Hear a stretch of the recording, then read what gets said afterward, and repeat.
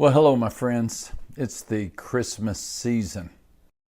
And for some of you, it is simply the most wonderful time of the year. But for many, well, December can be tough. It can be stressful. It can be challenging. It can be lonely. I'm wondering if you'd allow me an opportunity to try to encourage you today with this thought.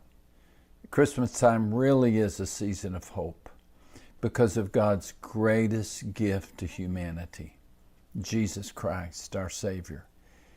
Can I invite you to join me throughout the month of December? May we take a few moments and celebrate the coming of Christ with a special Advent series based in part on my book, Because of Bethlehem. It features a sermon series that I shared with my church. I sure hope you'll enjoy it. And most of all, I hope you'll remember that Jesus Christ really is the reason for the season. May you be blessed as you listen. Well, I tried to blame my behavior on the holiday traffic. The Thanksgiving weekend had turned the streets near the shopping mall into controlled chaos. Tried to blame my misdeeds on my state of mind. I had spent most of the day helping to plan a funeral for my ever-weakening mother-in-law, and so our spirits were low, and I was actually driving home from the cemetery. I tried to blame my poor reaction to the reckless, illegal U-turn made by the teenager. He just nearly clipped my bumper. I was turning right onto a very busy thoroughfare. The green arrow gave me permission to make my turn. As I did, the other driver made a sudden, unexpected, hairpin, illegal U-turn around the median. We nearly shared paint. So I honked at him. I'll confess, it wasn't a gentle tap on the horn, one of those, hey, I'm over here, watch out type. It was more of a, you better watch it, buddy. More of a blast. Well, he drove this low-riding, wide-wheeled, two-toned, exhaust-puffing jalopy out of the 80s. It needed a muffler. It also needed a more mature passenger because as he accelerated his car, a long arm came out of the passenger side window, and he gave me a backhanded one-finger wave. I sped up. And thanks to the next traffic light, I was within seconds, side by side with the perpetrator. So I lowered my window. The kid in the passenger seat still had his down.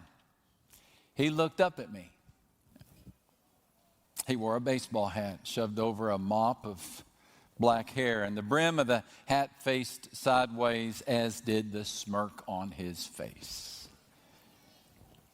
You need to watch that wave, son, I said. In an ideal world, he would have apologized. And I would have wished him a Merry Christmas, and I wouldn't be telling you this story. But the world is not ideal.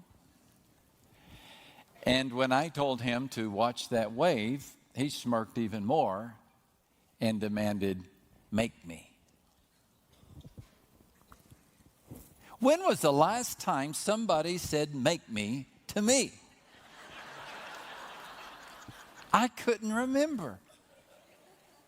Middle school? High school football locker room? There was kind of a brouhaha at the high school graduation. Maybe somebody said something there. Make me. That's what teenagers say. Of course, he was a teenager. As for me, I'm a 60-year-old pastor. I write Christian books. I'm supposed to be a voice for peace on this earth. I should have raised my window. I should have driven off, but I didn't. I looked down at him, and I looked down on him, and with my own version of a smirk, I said back to him, "What did you say?" And he repeated it. Make me. All the saints in heaven were saying, Lucado, drive on. Common sense was saying, Lucado, raise your window. Forget it. The better angels of heaven were prompting, drive away, Lucado. And I wish I could say I listened to them. But the dare of the punk activated the punk in me, the punk that I hadn't seen since that graduation party in 1973.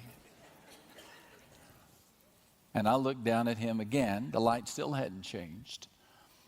And I said, okay, where do you want to go?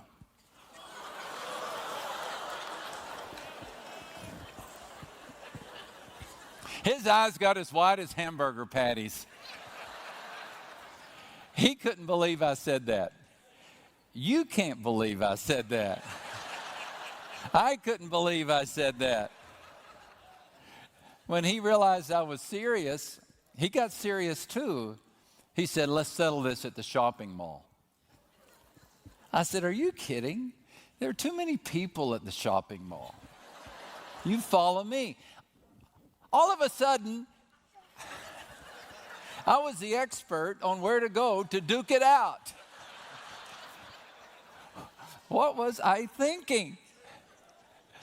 This time the light did change and I accelerated. And through my rearview mirror, I could see those two guys talking to each other. And I could just imagine them saying, should we or shouldn't we? Should it? What, you know, what? And all of a sudden they turned on their blinkers and turned into a parking lot. And boy, was I relieved. I drove the rest of the way to my in-laws' house saying, what were you thinking? You can get put in jail for this kind of stuff. What in the world? I'd like to blame my misbehavior on my state of mind or on the stress of the traffic or on that U-turn that was illegal, mind you. But I really can only blame my misbehavior on one culprit, and that is myself. The punk inside me. And for a few minutes at a stoplight near a shopping mall, I completely forgot who I was. And I forgot who he was. He wasn't someone's son. He wasn't a creation of God. He wasn't a potential miracle. He wasn't fearfully and wonderfully made. He was just a disrespectful jerk, and I let him bring the disrespectful jerk out of me. Now, the Bible has a name for this kind of behavior. And you're probably not going to like the name. It's called sin. And according to the Bible, there is a potential punk within every single one of us. We have a sinful nature. And this sinful nature is all about self. As is often said, sin is defined by its middle letter, I. Sin is when I only care about me. Sin pleases self, promotes self, preserves self. Sin is selfish. I have a sinful nature. So do you. Merry Christmas. But so do you. Check me on this. But under the right circumstances, you would do the wrong thing. You would, under the right circumstances. You are a candidate for doing the wrong thing. You don't want to.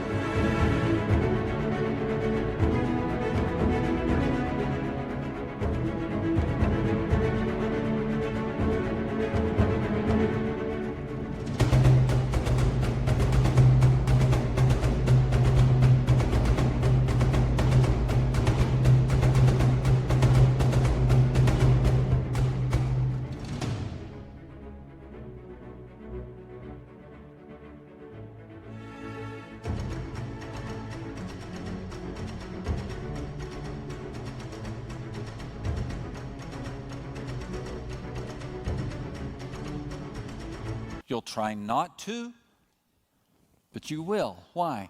Because there is within you and within me a sin nature. We've always had it. We were born with it. Our parents didn't have to tell us how to throw a temper tantrum, right? Nobody had to show us how to steal a cookie from a sibling. And nobody had to tell us to stomp our foot and say, mine. Somehow we just knew how to do that. We knew how to do all of that before we were out of diapers. It's a sin nature. We entered the world with a sin nature. The problem of every human is the problem of the human heart. And that is selfishness or sin nature. We entered the world with this nature. Listen, God entered the world to deal with it.